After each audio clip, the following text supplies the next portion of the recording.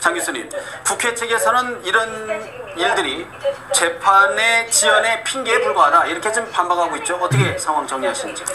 양쪽에서는 공방할 수 있다고 봅니다. 이것이 정치권의 싸움으로 변질됐지 않았습니까? 그럼에도 불구하고 박한철 소장이 이미 퇴임을 했는데 박한철 소장도 마찬가지로 지금 대통령이 추천하는 몫이 대통령이 물론 직무정지 돼 있지만 그럼에도 불구하고 황교안 권한대행이 추천할 수도 있어야 된다고 봅니다. 그러나 지금의 우리의 어떤 여러 가지 모습이 절차적 민주주의가 지금 깨진 여러 가지 여론적인 압박이 상당히 강한 이렇기 때문에 이것이 당연한 것이 지금 관심을 갖는 것 아니겠습니까? 그래서 우리가 정말 편안한 민주주의가 이루어졌다고 보면 대통령이 이렇게 유고 상태에 있을 때 권한대행이라도 이것을 자연스럽게 추천해서 국회에서 청문회도 하고 임명 여부를 결정하면 될 텐데 그런 것들을 아예 지금 권한대행을 할 수가 없고 그러면 지금 이제 이정미 재판관 후임은 대법원장이 추천하게 몫으로 돼 있기 때문에 이것도 마찬가지로 당연히 절차대로 해야 된다고 봅니다.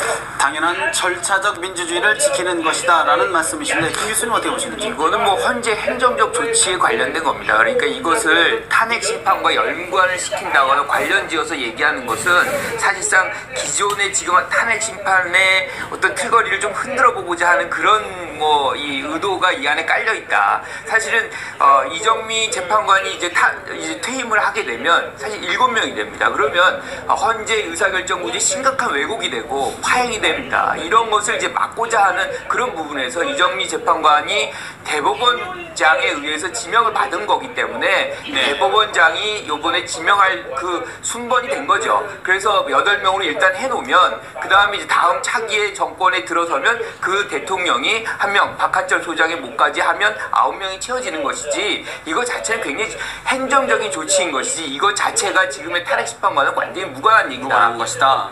어떻게 보십니까? 대법원에서는 일단 최종 변론 기일이 끝난 후에 인산 전체를 발표하겠다 이런 이야기인데 그러니까 대법원의 입장은 뭐냐면 자기네들의 이번에 후임 재판관을 지명하는 게 내정하는 게 이 재판 일정을 또 조정하는 그런 변수로 작용하는 것에 대한 부담 때문에 최종 변론이 끝난 뒤에 이제 발표를 하겠다 이렇게 하는데 저는 양승태 대법원장이 후임을 이렇게 지명하는 거는 저는 당연히 한 조치이고 그렇게 근데 미리 이렇게 밝혔어야 돼요 사실은.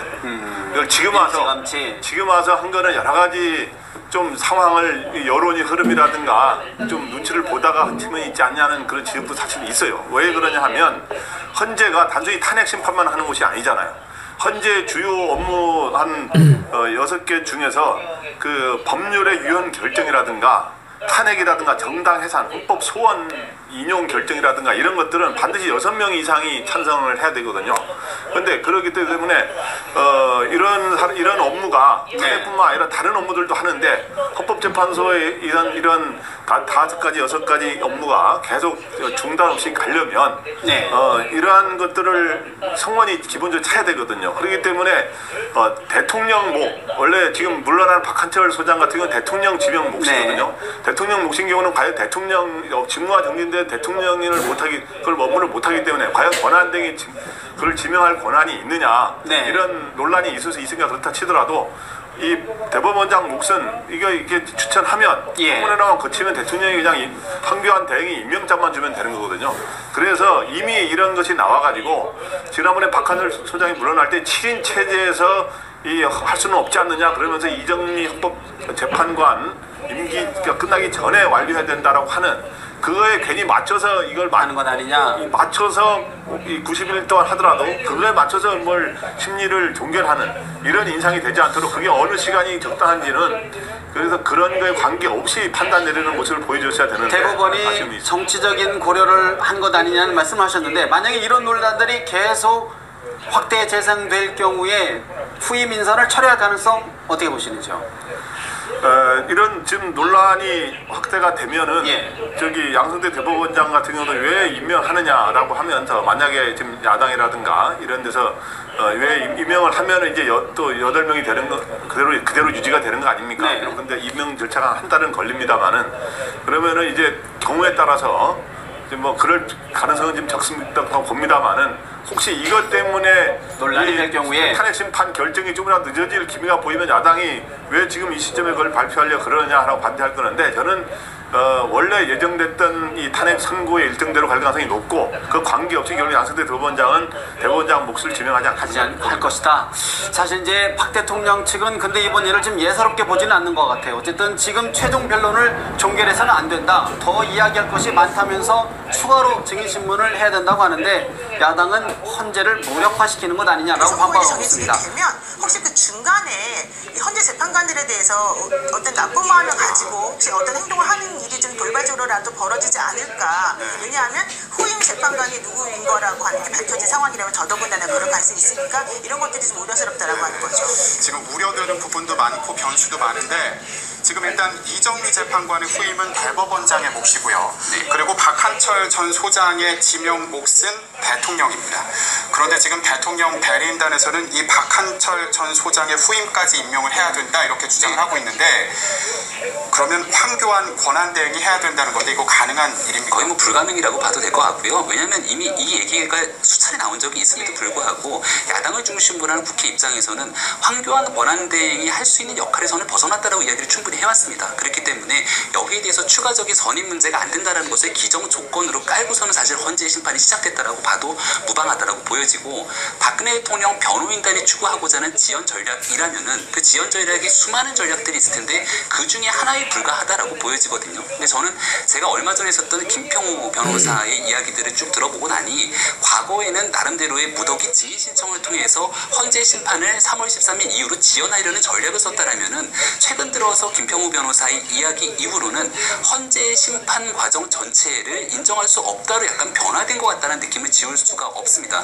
그러다 보니까 지금 이 헌재에서 국회에서 가결됐던 시작 출발점부터 잘못됐다라는 이야기를 하고 있기 때문에 결국은 헌재 심판이 공정하지 못함으로 박근혜 대통령이 이 헌재 심판을 받아들일 수 없고 그래서 그 전에 이러한 문제들 때문에 결국은 하야를 전격적으로 선언할 가능성이 높아지지 않는가 이런 생각도 듭니다. 하야 말씀을 하셨는데 네. 지금 계속해서 지금 뭐 청와대에서는 부인하고 있지만 정치권에서 이 얘기가 흘러나오고 있지 않습니까?